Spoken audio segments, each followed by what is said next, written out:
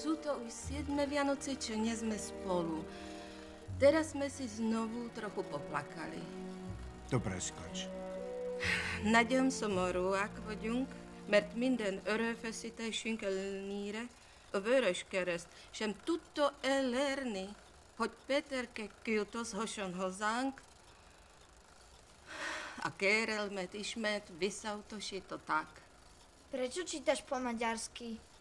Čítam, ako píše tvoj otecko. Ukáž? Otec tam píše o jednom bratancovi, ktorý je Maďar.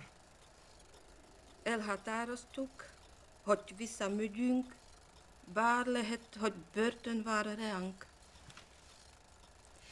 Aspoň vidíš, Petrík, aké je dôležité vedieť jazyky. Veď ty nie si hlúpy, vieš po slovensky, nemecky sa učíš a keď sa naučíš ešte po maďarsky, budeš konečne správny Slovák.